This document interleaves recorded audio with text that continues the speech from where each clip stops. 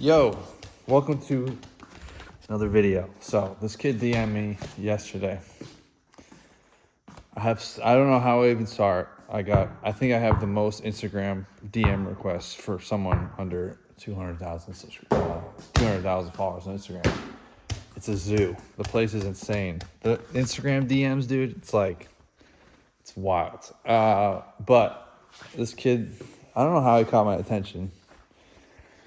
But he did. I think he snuck into primary because he's been following me for a while. So he was in like my main DMs. Anyways, he said, "Bro, Kyle, need your help. Like, I got this email. Is it real?" And it was like Emmy fucking Records or some shit. It's like the record label John Bellion signed to, and like other people. And of course, it's like the classic, which I'm like, dude, how would you think this is real? It's like Emmy Records label team at gmail.com. So that's one thing, first of all. That's one whole another aspect I'm not even trying to talk about today. Of like, dude, it needs to be the domain. Kyle at Kyle Beats, dude. Info at Kyle Beats is what this one's coming from. It's like, it's got to be the right domain, dude. Anyways, fuck. So I'm thinking, and I'm like, the dude he had 20,000 streams the entire year on Spotify. 20,000 streams. That's $20 times 4. What is that? $100? $80? Like, what do you think is gonna happen? And the email, of course, because it's a scam, said you have until next week to respond. No, you don't. The world, I don't know, maybe I'm a little older or something. I'm fucking 31 and I've been doing random shit and trying random things before I even started doing music. And you have a better radar for bullshit, but it's like, what is a label? What does a label have to gain from you? The kid with 20,000 streams, like, nobody is finding this. You're just the gem that fucking got found, and they want to sign you, and you're gonna blow up and become Post Malone, dude. It's like, the world doesn't work like that, dude. It's like, if a label is seriously hitting you up, it's because you have something that they want. And nowadays, because the music industry revolves around social media and it's not a system where it's like, okay, we'll sign him, we'll develop him as an artist, get him a look, we'll throw him on MTV, and then he'll blow up like that. It's like, it's not as like, they don't have as much control over it anymore. It's like the control is getting something to go viral on TikTok. So what they do now is like, they find someone like fucking the kid who DM'd me who has 3 million followers on Instagram and has a song going viral. Then they offer him, 6 figures up front. It hasn't been 3 months since the song blew up, so he hasn't seen that first check from Spotify.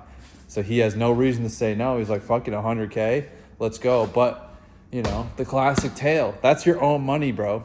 That's 100K of your own money, and the only thing that has worked for you is now to the label. But what if you have nothing? What do they want from you if you have nothing working for you? It's just like, Instagram DM blew my mind, dude. It's like, there's nobody that is going to save you. I think a lot of times that like people think a manager or a fucking label or something is going to save them, dude. It's going to like, oh, this is it. I'm going to make it, and I can get a bag up front, and I'm going to be signed, and I have validation because I can say I'm signed to Jive Records or fucking whatever, dude. Like, so it's like, that's not going to save you, bro.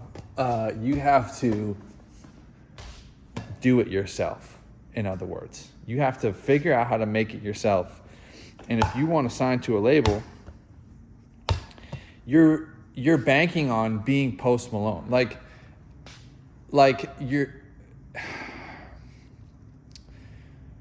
banking on being Bieber or Post Malone to the point where it's like, you sign that deal and your 3-album deal, your first, not even 3 album, your first album fucking blows up. You're a superstar.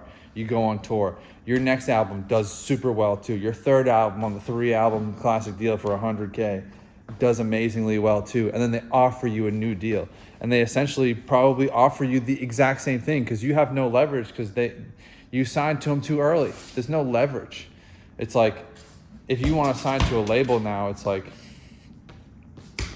it's like, what do they have that you don't have? It's like the same kid asked me for advice after, and it's like, what's your advice? It's like, I don't know, grind for 5 years until you start making money. Dude, the Copies Collective catalog doesn't make enough money to support a regular doesn't make a regular salary's worth a year. It's like what, like $3-4 grand a month? For my entire fucking catalog, I've gotten millions and millions of views towards the music. You know what I mean? And I know like there's other aspects, like we do YouTube or entertaining and like all that stuff. It's like, I'll drop a fucking plug-in, a drum kit. There's other aspects to it than just the music. I'm not sitting here perform my song every day on TikTok. But it's like, I don't know, dude. It's like music is not gonna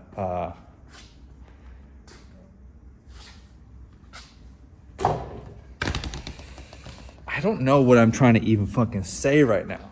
But it's like that's not how the world works. Please don't take please don't take your music and sign it away to someone stupidly at the beginning of your career. I've started businesses and got investments before I was even to start little apps and companies and stuff like this, like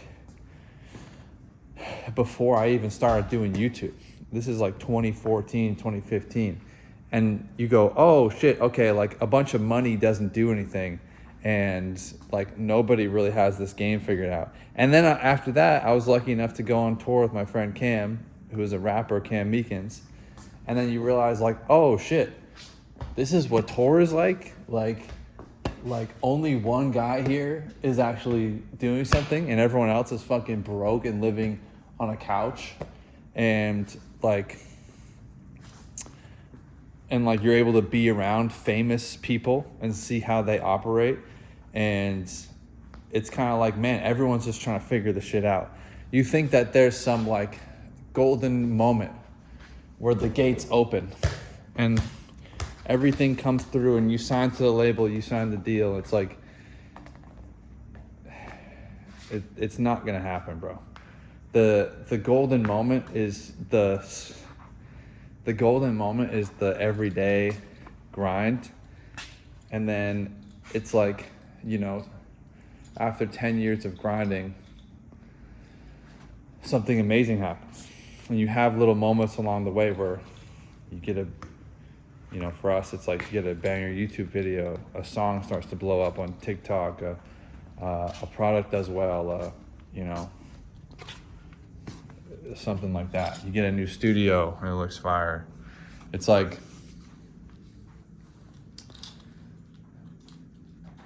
if you're 15, you have no perspective on that too. So it's like, if you're anywhere between 15 and 25, you don't have a concept of time. I learned when I turned 30, it's like the big thing I tell like 18-year-old kids.